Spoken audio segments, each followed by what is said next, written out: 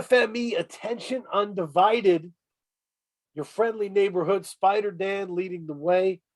Thank you for being here, taking time to hang out, because we have someone that is great to hang out with. We're talking about SeKwence from Alabama. So much to talk to SeKwence about. This is really it. I mean, I feel like you've gotten better and better at conceptualizing yourself. Man, that's like, that means a lot, because like that's one of the main things, man.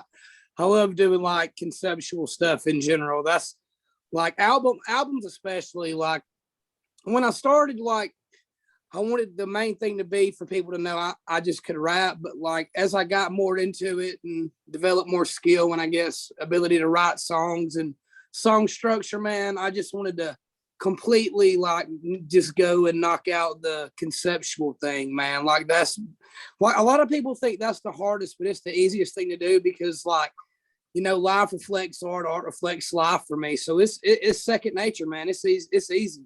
I love it. I love that. There came a point where, and like I said, I've never been like a rapper. That was never my thing. But there came a point where I really started disliking ciphers. Totally understand, man. Because the people in the cipher were never heading to the studio after. Right. They felt like they had done it. And I was like, no, this is step one. Right. This is step one. Like, you got so much more to go. People have no idea, man. Like just the whole process of what goes into making much, like not even talking about a record, just a song in general, man. Like what really goes into it, like when you're really about it, like man, it's I can't even put it into words, like how much goes into it, the process. Like it's so much more than putting words together is what I'm getting at. Yeah, no, it's wild. Oh, and for Bandcamp Day, I did a recommendation thing for people to buy, and Chameleon, your new album, was one of them. Thank you so much, man. So much, man. Support's always appreciated, brother. Thank you so much. The first few lines of my review, I think, were really interesting, because I was going to read it a little bit. I said, SeKwence never tries to dazzle. His rhymes feel like a conversation he's having with himself. Yeah, man. This is why it makes sense on the intro that he mumbles, "At least I know my worth, at least I know myself," picking apart and rewording the phrase for a bit before letting the beat ride. The mantra can be as important as the craft. Man, that's beautiful, bro.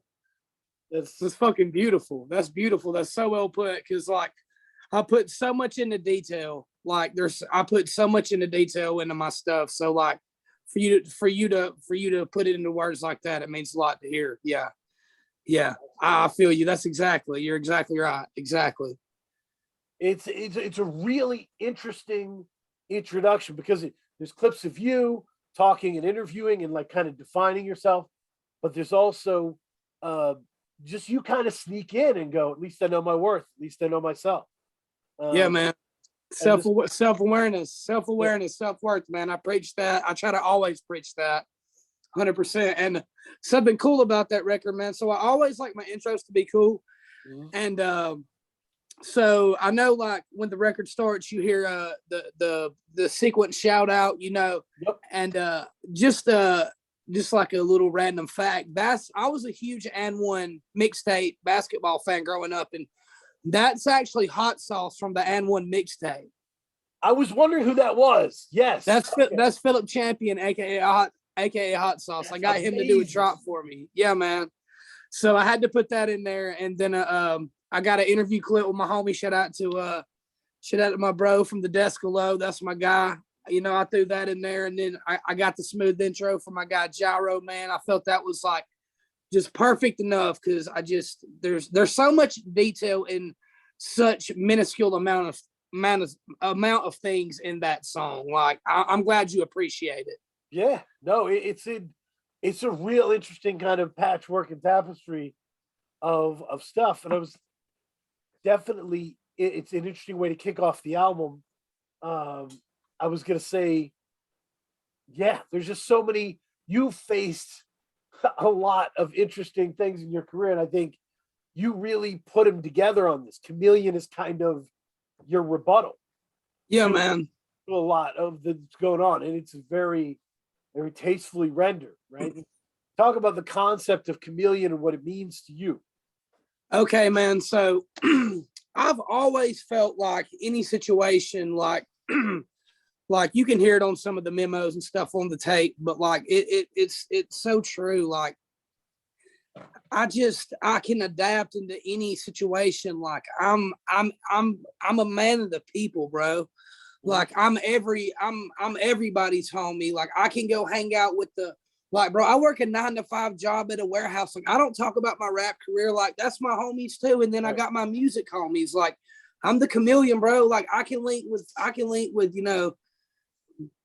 bad people, if you want to call them that. I'm not gonna say anything, too specific, but you know what I'm saying. But I can go hang out with my homie who was, one of the best football players in state history, bro. Like I've always been the chameleon. Like I fit in anywhere you put me.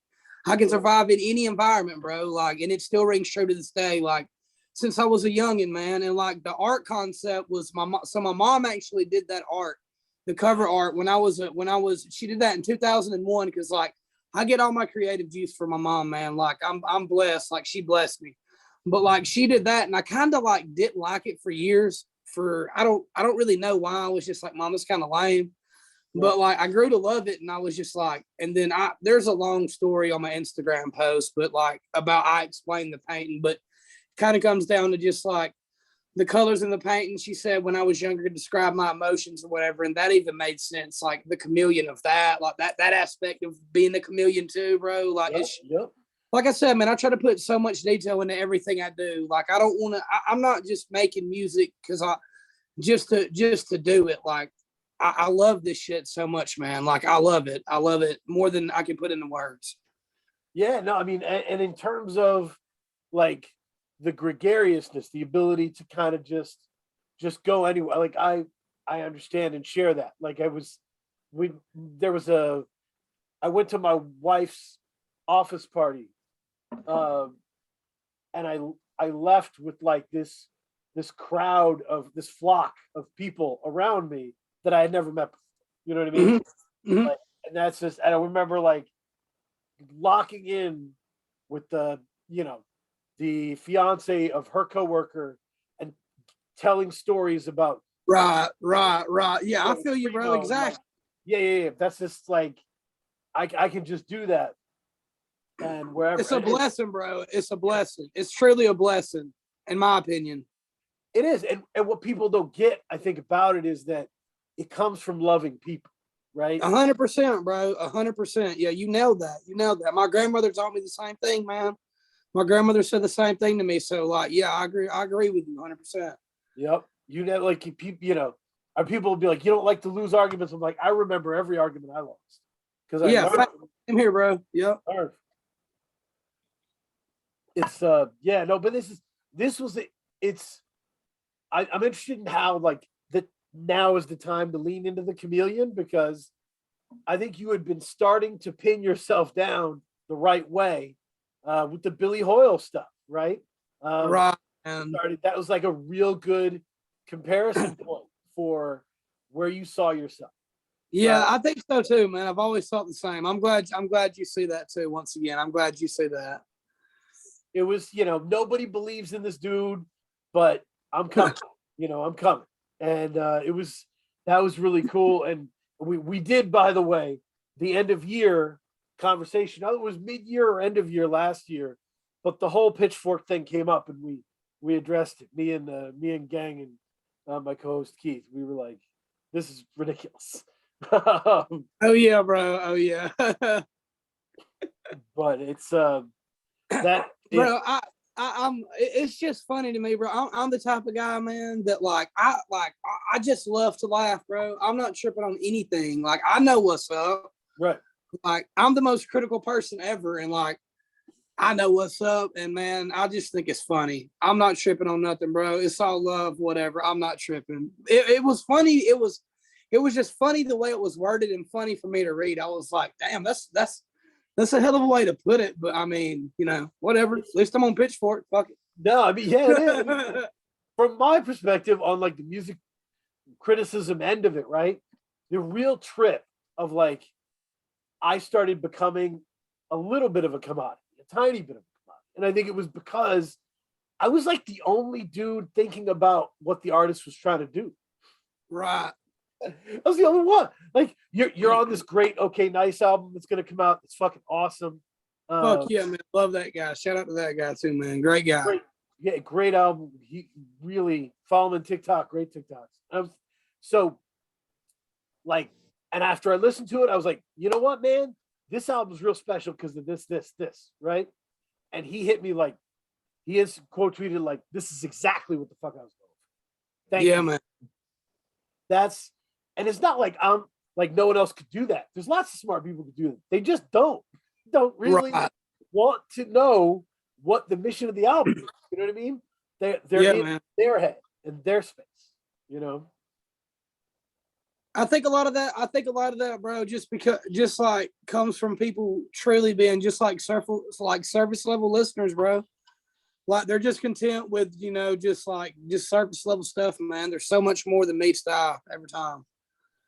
Yep. Like there's so much more, especially these days, man. There's so many people killing shit, like doing their own shit. Like it's like I'm not trying to make the most digestible music ever, bro. Like I want some of my shit to be easy to digest, but like I want my shit, you know, like I've said a million times, you know, have like really deep meaning to an extent. Like, damn, I need to run that back and hear that again instead of, you know, I like the ignorant, like mindless shit too, bro. I'm not knocking that, but like, right. I like the shit that like you got to dig beneath the surface too, and that's the problem with just, you know, the normal music listener. They just, you know, it's just surface level, man. Like, no, it's. I mean, and you really brought up a great point, which is just because you like some shit doesn't mean that's what you should do, right? Right, exactly. Doesn't mean it fits you, right? Like, right.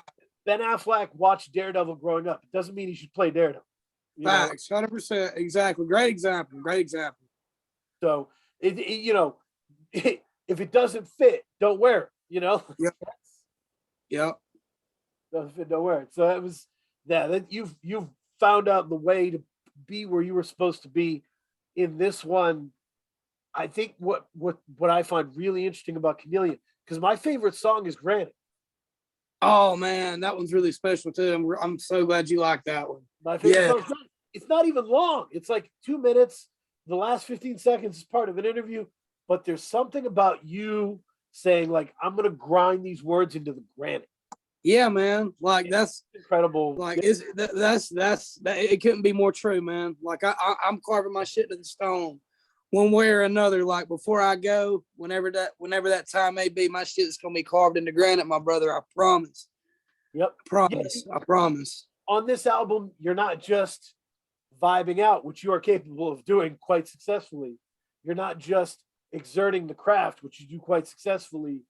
You are also like exerting force on these tracks with the mantras, with the hooks, with the features, with the beats, right? Like that granite beat thing is Obliv is kind of known in my mind. Obliv is kind of known for these, I don't know, sparkling, like almost like very those warm feeling beats, bro. Yeah, Bliv 80s type. Bliv's so different, bro. He's one of my favorites of all time, man. And I'm blessed to be I'm blessed to be working on a project with him right now that's going to come out at some point this year. Like that's a dream come true. That's some bucket list shit for me. Like I hold Bliv to such a high regard. Like he's top one for me, man. Like he's a special guy. Shout out to him, man. Great guy. His production sounds like a hip hop version of Berry Gordy's The Last Dragon. It's like 80s in some way, but on Granite, it's really stark. It's really stripped. Man, it's just so perfect, man. That guy's so crazy. Emotional. Yeah. So dope. But yeah, so yeah, Obliv on this, which is bucket list shit. But man, the ability for you to work, you got to work with Nicholas F. Oh man, dream come true, bro. Dream come true. Once again, that's a dream come true again. Yeah. I was just talking to Chong Wizard, runs Chong Wizard Records. Yeah, I know Chong. I know Chong.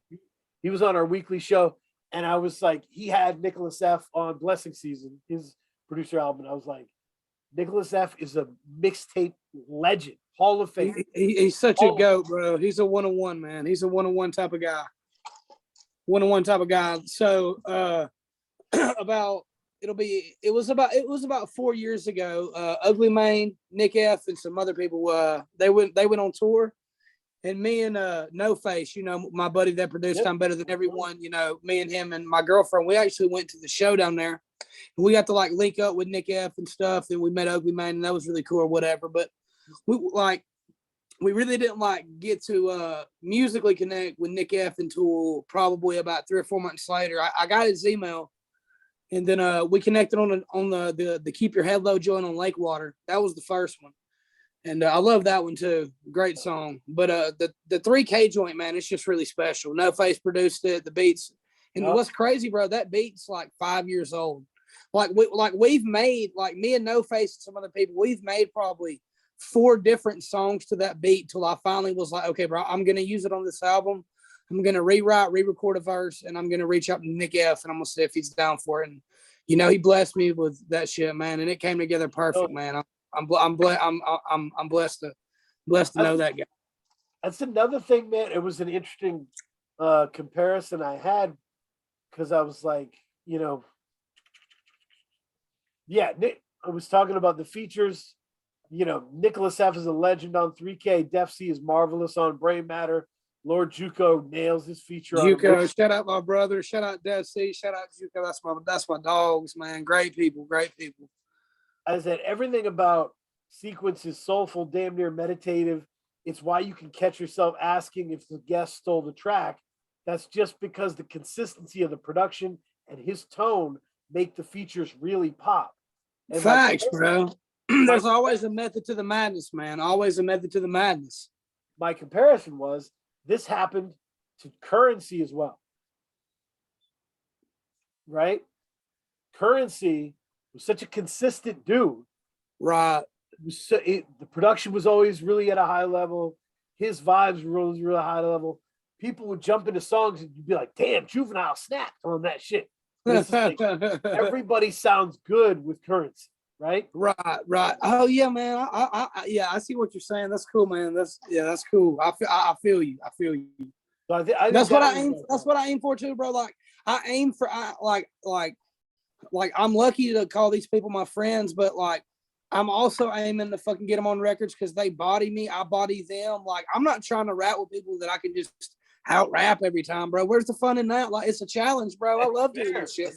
I love like this shit being competitive, bro. Like I grew up playing ball and shit. Like all I know is competition, man. Like friendly competition, whatever competition. Like when I get people on records, I want them to try to body me, man. That's the goal always. Yep. Yeah. No, it's great. You know, it's so. And the other interesting thing about this is the factor. I think in your career. What do you think are the meaningful misconceptions people have about Southern folks in general and Southern rap in particular? Honestly, I think the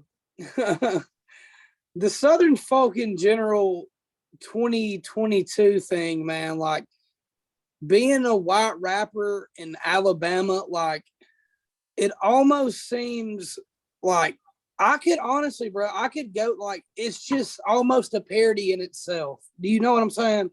That's like fair. I'm a white rapper from Alabama, like a small town, like I drive a forklift.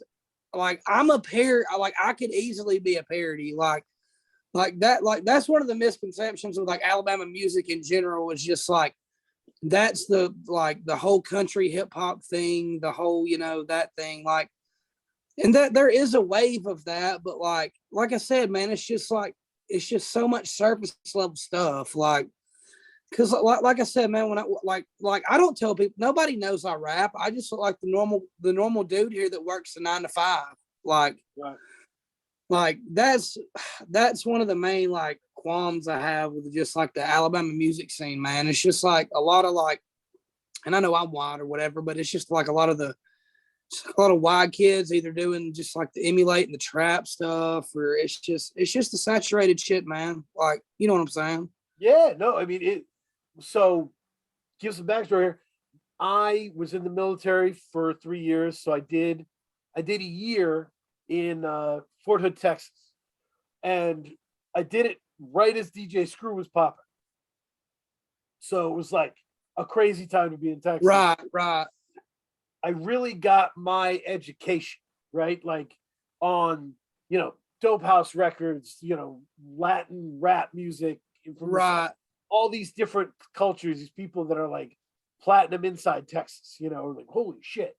Um, my wife at the same time was in Kentucky for some time, like, Right. and we're both from Maine. So we went back to Maine and we were like, damn, these people really don't know what the South is at all.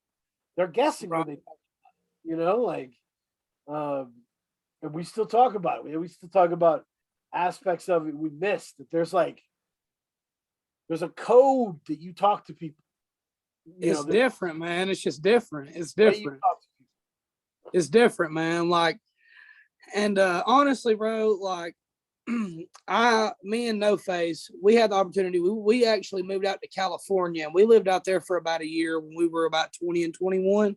So I've got to travel a little bit, and I've been a few places here and there, whatever. But I honestly, going back to what you said earlier, just about the South in general, I can't really say this is. I mean, maybe it's because a hometown bias or home bias in general, but man, I can't really say anything negative about Southern folk in general, man. We're all pretty solid folks, at least the ones I know.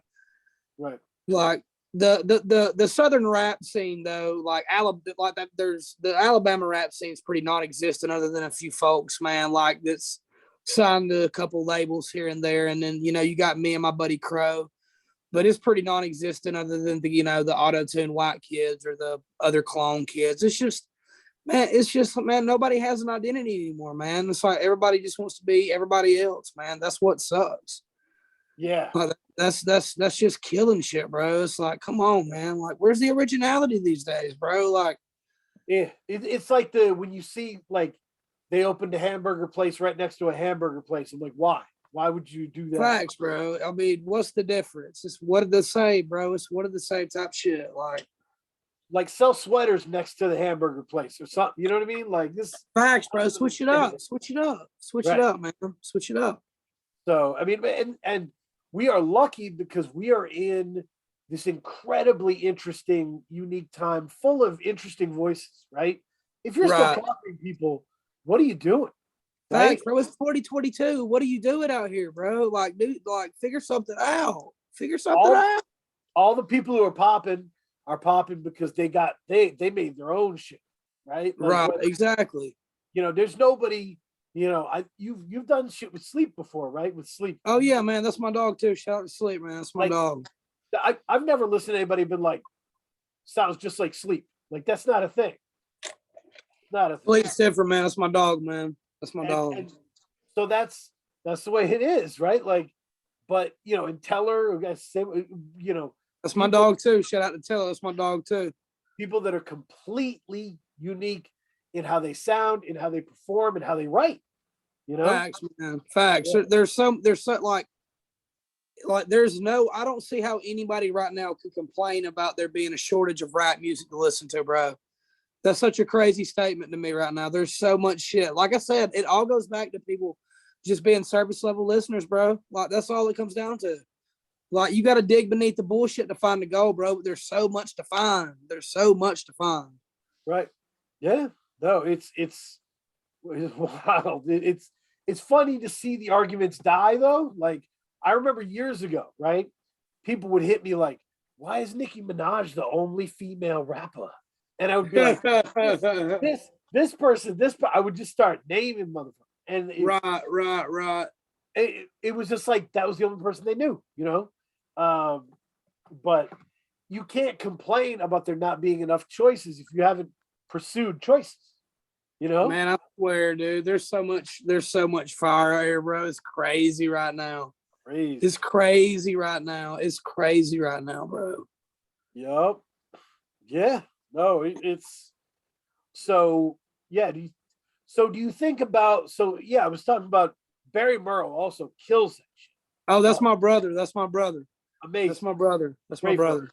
Great folks. They all sound great next to you because they bring a different speed, pattern, flavor. Yep. Exactly, bro. Exactly. Do you think about that when you're deciding who is going to be on the projects, or are you just looking for the best rappers? Like, what is?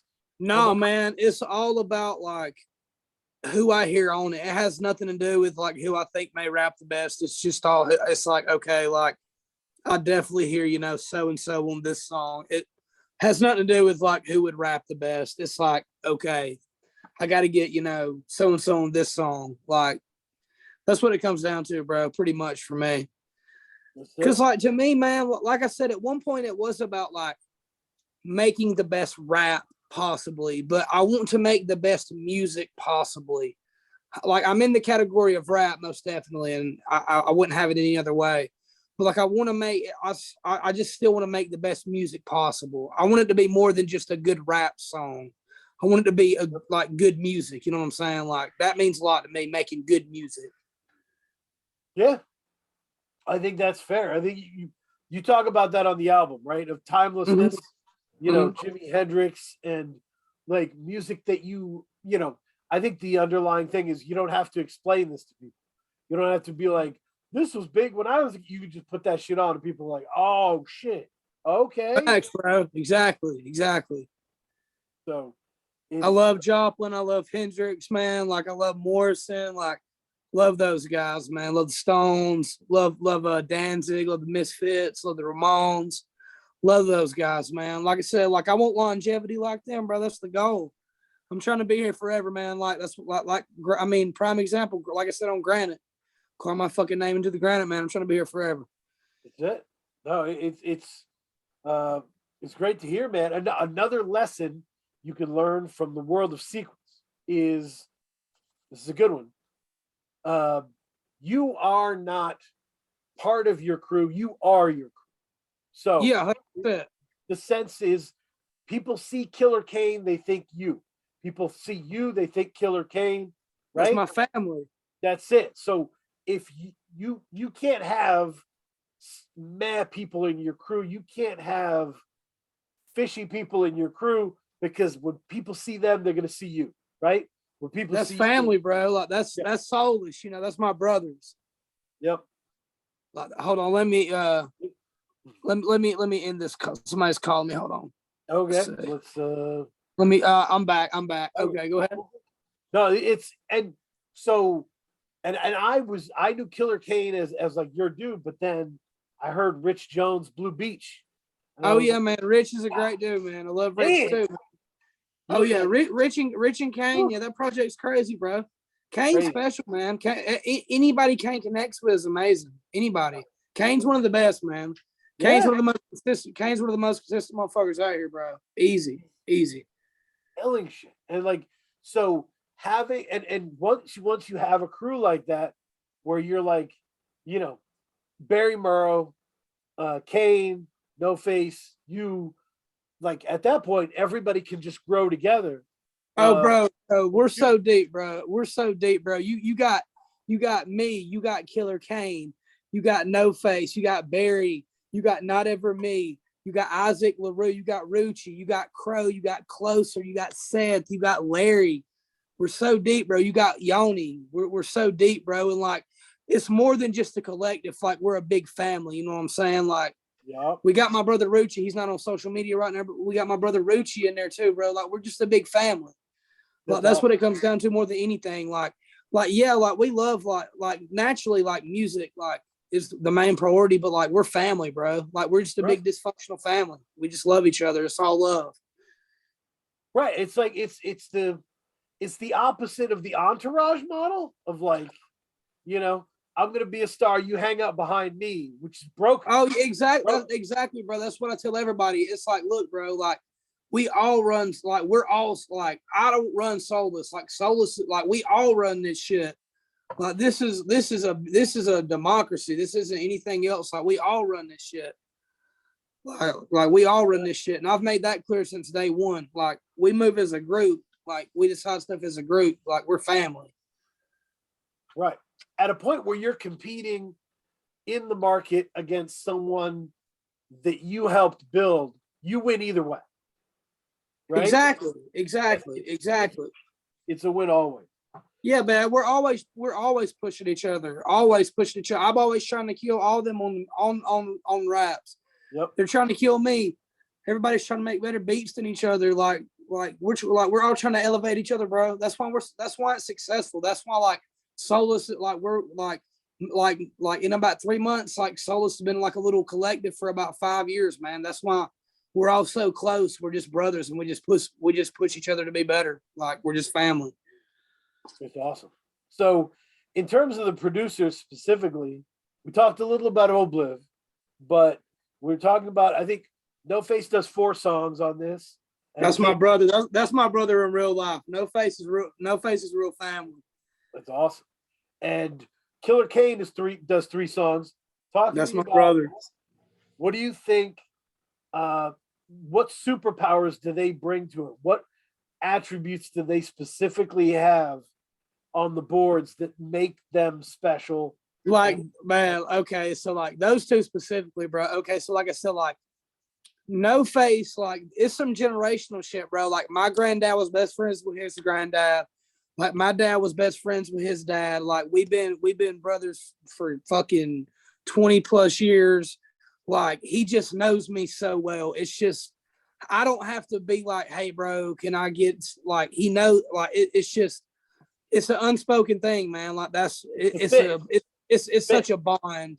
Yep. It's such a bond, bro. Like he just knows what I need. And like, yep. and with Kane, bro, like we really linked up and started making stuff like really heavy together about 4 or 5 years ago. And we talk every other day about, you know, just beats and mixes and stuff. And that's my brother, man. He mixes and masters all my shit.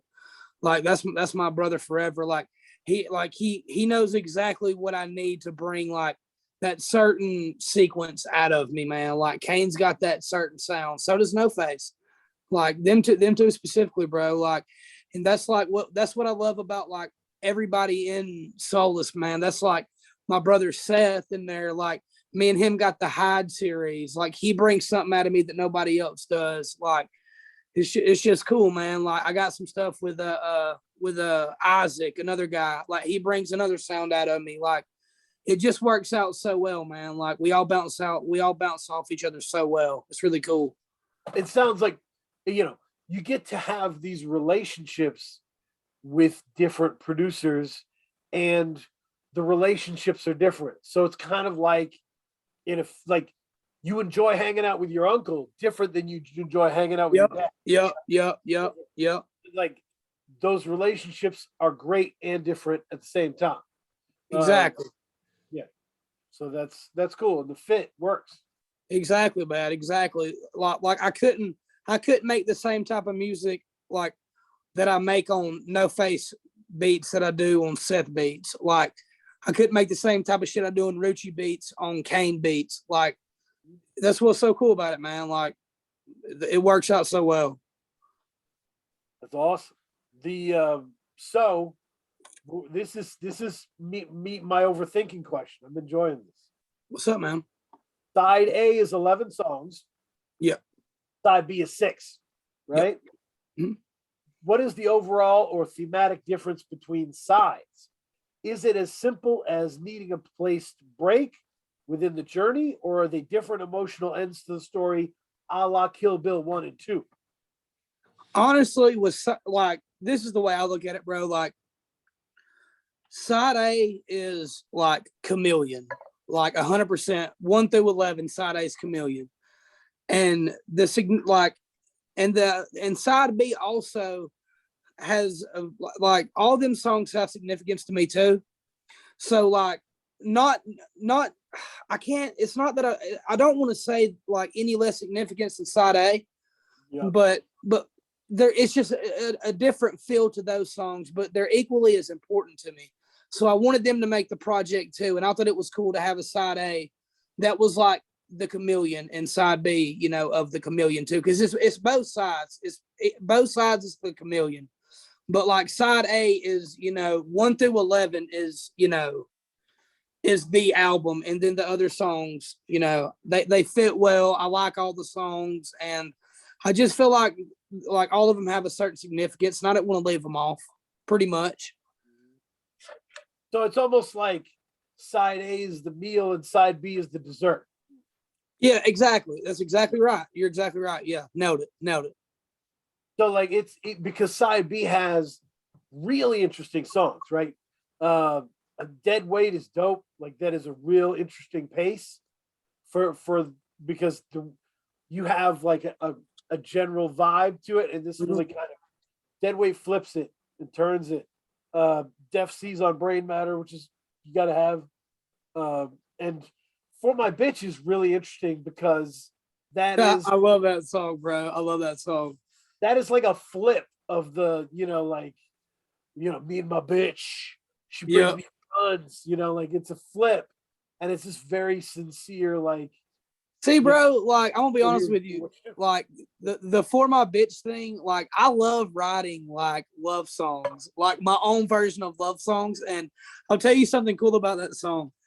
I wrote that song, so like I'm a huge like House of a Thousand Corpses, Devil's Rejects fan. Yep. So like I wrote that, and the cover art when because I dropped that as a single like a long time ago, but I love the song, so I wanted to add it.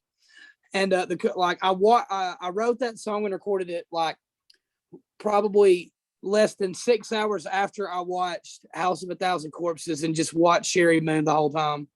Yep. Sherry Moon was my inspiration for writing that song. Amazing.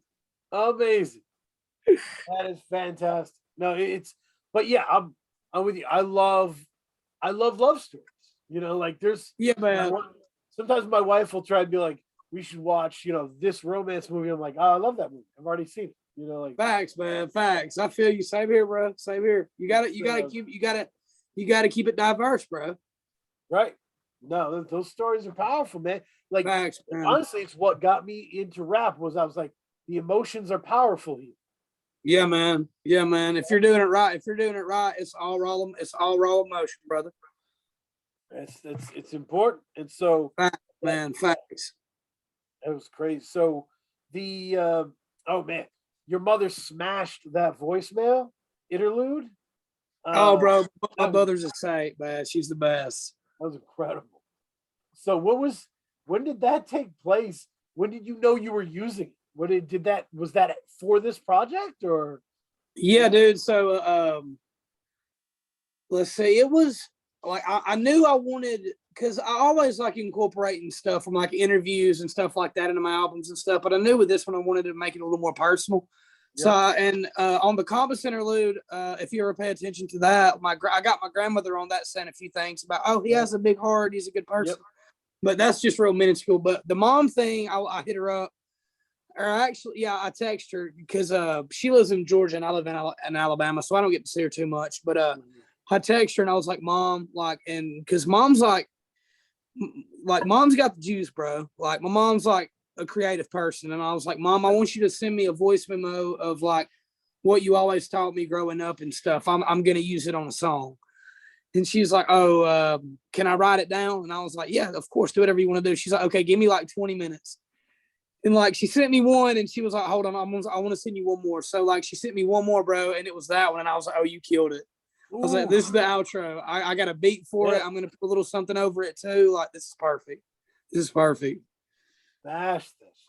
No, it was awesome. Yeah, man. She blessed me, bro. She blessed me. Best feature on the album, man. Yup. No, and to get back to when we talk about Southern rap misconceptions, I think some of it is not being able to understand the voice, right? Yeah, like, that too definitely is an issue, bro. It's some people have a hard time hearing Southern voices and picking out lyrics. You know what I mean? Facts, man. Yeah. So it's just a vernacular around here, bro. It's just how we grew up, man. It's how we came up. like we all got that little twang, bro. It just comes natural. Like Right. you can't get rid of it, man. It's here to stay for everybody, man. We're born with it.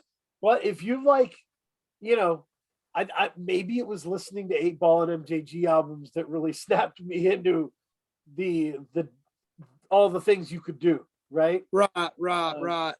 I was just like, damn, this is incredible. Like, Yeah, man. I like having something a little different, man. I like it. I appreciate it. I'm glad.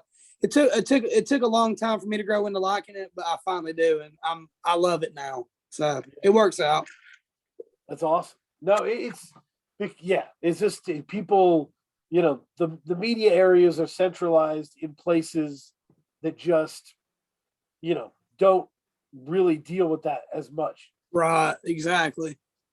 But there's interesting stuff. So, Granite, man, there's songs like Mantra and Granite that have choruses that they don't just hit hard and stick.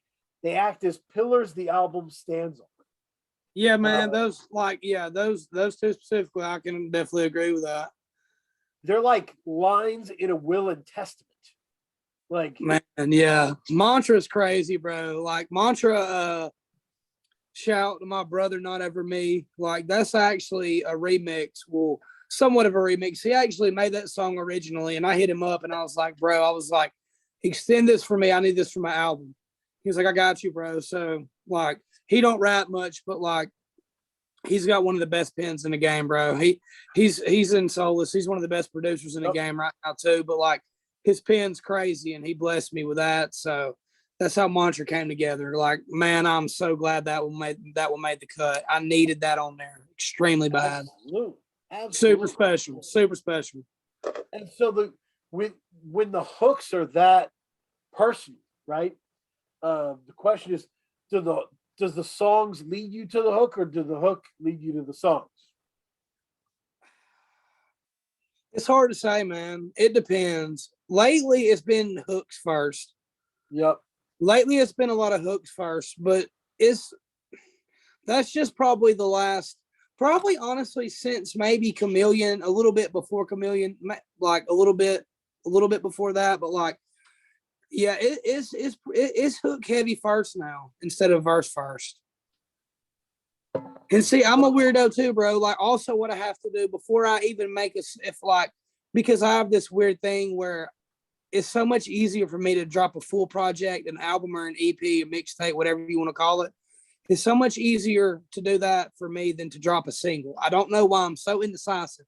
Right. But like what I have to do when I'm getting in album mode, like what I have to do before I make one song for that album, I have to get the album name first. The album name has to come to me first, and then I have to get the artwork, and then I can make songs for it. It has to come in that order, bro. Or like I can't do it. I can make songs just in general, but like if I want to make something for an album, it has to be in that order. Like I'm a weirdo. It has to be album name, album name, album art, songs. Like, cool. Don't know why. Have no idea why. It's been that way since like probably 5 or 6 years ago. Right. No, and it's all my favorite writers, like in hip hop, like I feel like they start focusing nothing but on their verse. And then eventually, as they grow as writers, they start to understand how amazing the hook is if you get it right. Oh, bro, it changes everything. Because it's this incredible, tricky balance of like, it has to be succinct. It can't be confusing. Right? It changes everything, bro. You really nailed that, because like when I first started, like that was one of my main goals, man. Like I wanted to learn like the hook. I wanted to get the hook game down, but like I just didn't have the hours in yet, man. So I didn't fully really understand the structure. But like as time went on, like I got the hook down, and man, I got the hooks down, and I'm so psyched about that. Like honestly, that's probably my favorite part of making music right now is doing the hooks. Like naturally, like I love rapping and writing verses, but like dude, just coming up with a cool hook is so fun. It's so fun, dude. It's fun. Like I said, if not confusing, but it can be important. It can be something that Mhm. like not just like is a pillar for the song, but for the album, right? Right, exactly. I agree. Like, all of a sudden you have 3 songs that explain everything you wanted to explain. Yep. The hooks are right, and that's interesting because Yeah, dude. I'm definitely a hook guy now, man. Definitely a hook guy. It took a while to learn it, but I'm very glad I did because I'm definitely a hook guy now. because post Griselda, there were a lot of guys who were like posting up on really minimal beats and just rapping for like 2.5 minutes, right? Um, Right. and that's cool, but by the third album, everybody was like, "Nah, man, I'm straight." Like Facts, bro. Like you gotta progress and grow, and like you gotta branch out. Like like I said, man, it's cool to be able to rap. It's always gonna be cool to be able to rap good. That's awesome. But like you gotta do something else, man. You gotta be able to do it. You gotta be able to do something else to set yourself apart a little bit. You know what I'm saying, bro? Whether it be like a cool voice, whether it be like being really good at hooks, like production and rapping, like you know what I'm saying? Like have a little something else in the arsenal, man. You know what I'm saying? You can never have too many tools, bro. No, man, no. I mean, it's so yeah. It's interesting because this is also like this is a time where everybody's releasing like 8-song albums, and you drop 17 songs. And it's so cool because this feels like it's structured kind of like an album you grew up with skits and interludes that really Bro, yes, sir. Yes, sir, yes, bro. Yes, sir, man. Like that's my favorite thing about music, bro. I follow no rules. There's no rules to follow. I don't give a fuck. I follow no rules. Like, I mean, I'm not out here dissing folks and stuff, but like, as far as like the theme of like the short albums and the this and this, bro, fuck that. Like, I love doing what I want to do. Like, I love like I want to. At first, dude, I was gonna do like a 25 song album. I just cut it down to 17. But like, I love, yeah, that's definitely, bro. Like, because I grew up in like I was born in 1992, so I was like heavy in the CD age. So like I grew up with the deluxe albums with 17 was minimum back then, bro. Like that was like minimum. It was usually like 20, right, 20 to 25. So right. like I love packing out a big ass album, bro. Like full of fire beats, great raps, good hooks, good features. Like that's my plan on my next full length, bro. I may do a 30-song album. Fuck it. There's no rules in this shit, bro. That's why I love making music. Like, there's no rules. As long as you're nice with the shit, bro. Fuck it, bro. Fuck it. Like, what are they gonna say? I ain't tripping on it. You know what? Right. You know, I'm just gonna keep doing it. I love doing this shit. Go full on see murder, life or death, just straight up like, 26 songs, all the bro. family. I'm going 26 songs. I'm going the radio edit CD disc too. I'm going the damn remix. I'm going the three disc deluxe album, bro. I'm going all out. 8 Ball Lost. Gonna do it. But that's incredible. No, that's important, man. I was thinking about there was this time in college. I was in creative writing class. I was lucky because I went to college later after the army. I was old already, and so this dude, the professor, he's like, "What are the rules of writing? Like, what rules? Here's the board, on the board. What are the rules of writing?" And all the kids are tense. They're like, "Oh shit, what is this?" And I'm like, "Don't worry, guys, it's a trick question." And I raised my hand and I was like, "Look, there are no rules of writing.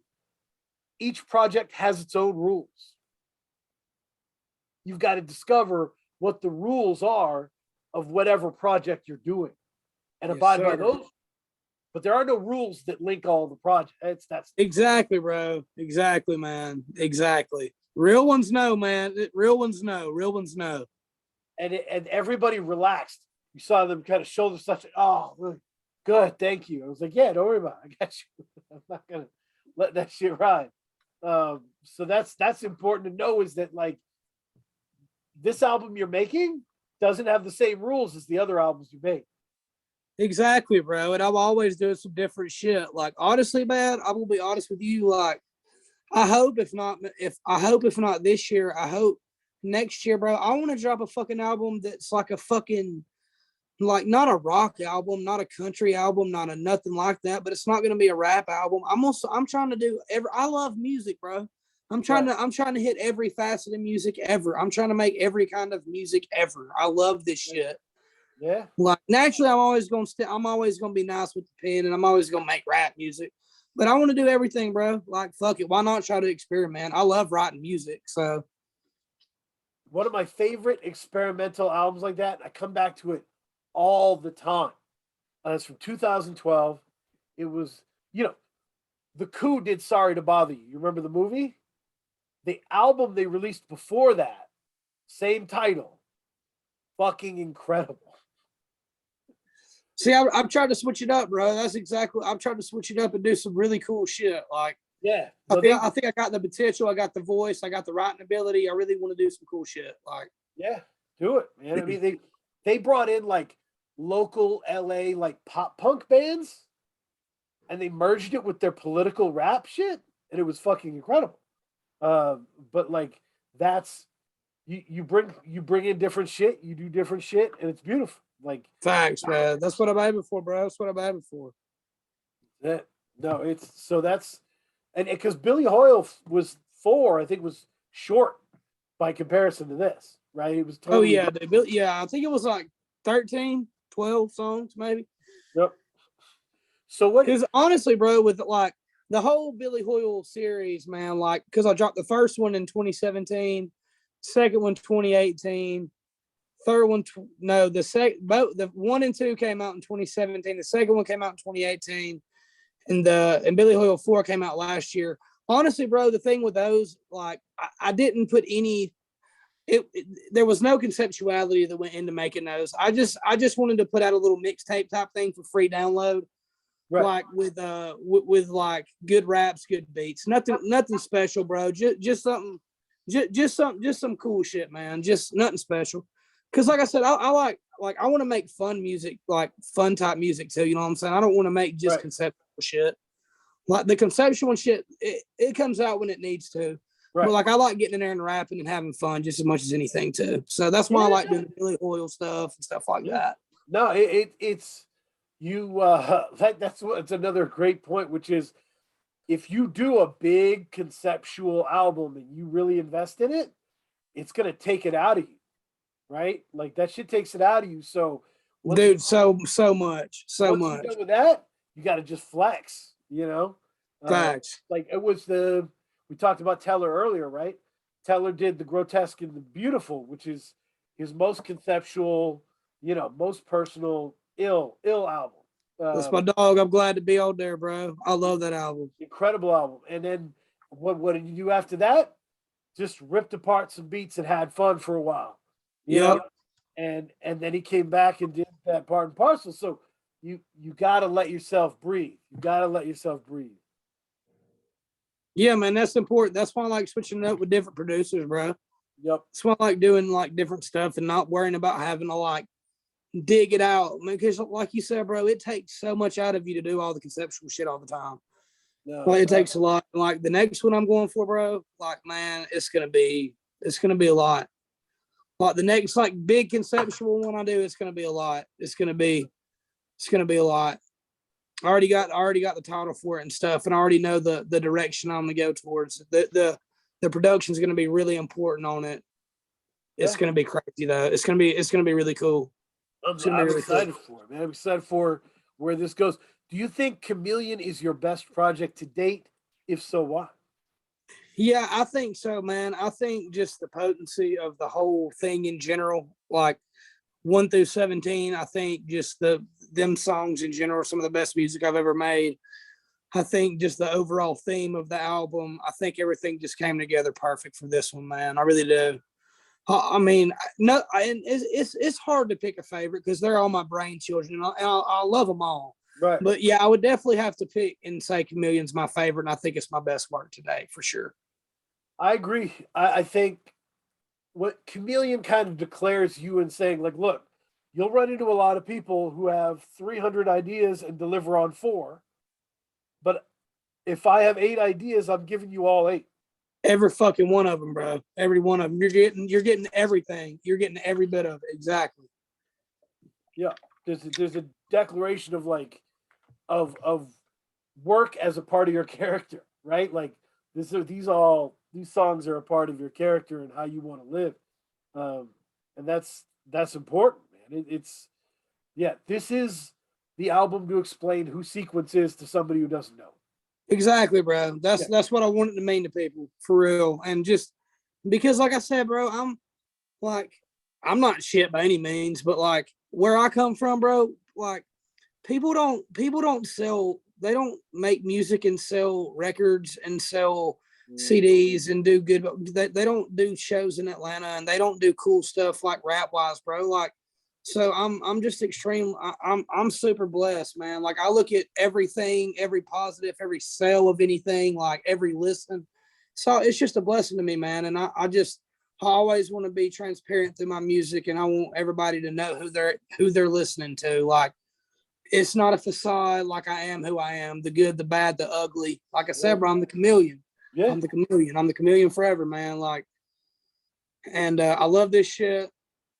And that's one reason I want to do it so bad, man, is because I mean this shit basically, rap music basically raised me, man, and I'm indebted to it forever. So the least I can do is try my best to get back to the culture that gave so much to me, because I love this shit. So Yeah. I love it. I love it. No, that's a great run. I would say I've got a great nerdy basketball question for you. What's up, man? So, as someone who locked into basketball, you said from 8 to 20, right? Like just rock. Yep. From 92 to about 2012. Yeah. Yep. So, for what is if you talked about the 5 positions on the court, 1 through 5, right? My favorite.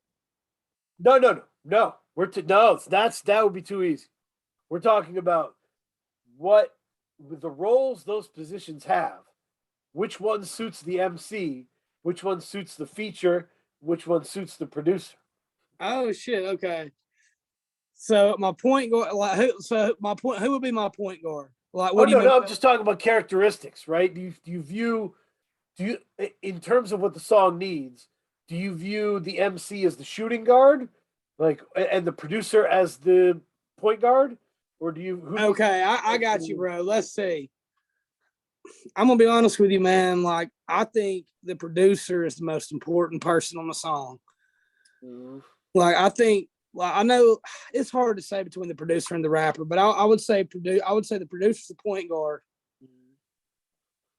I got producer at the one. Yep. At the shooting guard, I gotta put the rapper. Yep. The MC with the rapper, whatever you want to call it. Yep. Let's see. Who else was left? What else? I feel like the feature might be the 5. What was the other 2? Oh, that's a good question. I don't know. Elements of a rap song. I came up with 3 in terms of what happened. Yeah, bro. I would say feature after that, though. Yep. Feature probably is the responsibilities of the 5, just cleaning up around the basket, right? Like agree. Yeah. But yeah, bro, it's like I said, man. Like I'm not even a producer, but I'm just super pro producer because all my friends and I just respect producers in general and what they do for music in general. So, man, fuck it. I would say I'm gonna get produced for the number 1 spot, man. I really am. Like we gotta have the canvas to paint on. You know what I'm saying? I mean, they ain't gotta have the rapper, but we gotta have the canvas to paint on. So I gotta say producer at the number 1, bro. I got to rapper at the number 2. And a producer that finds a voice that fits their sound. I mean, that's got to feel great because bro, that's the best feeling ever. That's the best feeling ever, bro. It being a great producer, giving beats to people who are like, that's tough. That's tough. You watch it get butchered. I was talking to Chuck Wizard because he was like, that's why he had Blessing Season as the instrumental because he's like, I don't want anyone to touch this. I just love this beat. So that very understandable, man. Very understandable. Yeah. No, it becomes something. It's Bro, some shit so far don't need rapped on, bro. Yes. Yes. Like a lot of my friends make some shit that's so far I can't even rap on that. It's too far. I might fuck it up. Right. Right. No, yeah, some producers are experimenting to the point where you really have to be able to fit what they're doing. And Right, exactly. But anytime you're making art in tandem with someone, that's a tricky situation. Yeah, for sure. For sure. Because you have to respect each other's boundaries and understand that shit. So yeah, having the team close is great. Oh, man, yeah, that's the family, bro. Shout out Yep. to my motherfucking brothers, man. That's my motherfucking family, dog. Couldn't live without them. So we talk about this is a good. I like this question more and more. What is the last non-hip hop album that you fell in love with? Oh, bro, that's easy. Fucking The Payback, James Brown. That's beautiful. That's already on like my top 5 albums all time. Mhm. Yep. Yep. Yep. Wow. Yep. He was James Brown. It's an incredible story because watching a documentary, they were like, he didn't really have the best voice of a lot of those cats. Man, there was just so much in there, bro. There was Yep. so much in there. And work. It was just he just worked crazy, you know. Yeah, I still haven't seen the James Brown biopic because I was like, I'm too close to James Brown. I can't do that, you know. I love that guy, man. I love that guy. Yeah. It was just kinetic, fully realized music, you know. Thanks, man. 100%, dude. All from the soul, all from the heart, man. That shit lives forever, man. It's like that old expression, leaving it all out in the court, right? Yeah. Like James Brown left it all out on the court. You can That's say what I'm whatever trying to do, bro. That's exactly what I'm trying to do with my shit, bro. That's the goal. Fuck everything else besides that, man. Yep. Yeah, and hopefully that's where you're headed, and you can get as big with it as you want. Hope so, man. God willing, bro. God willing. That's incredible, man. No, this has been a great time. I've definitely enjoyed hanging out, man. You hit me when you have more stuff because I love it. Likewise, brother. I'm glad we got to talk, man. Most definitely, you're a really cool dude, bro. I'm glad we got to chat and kick it for a minute, man. Yeah, man, we'll do it.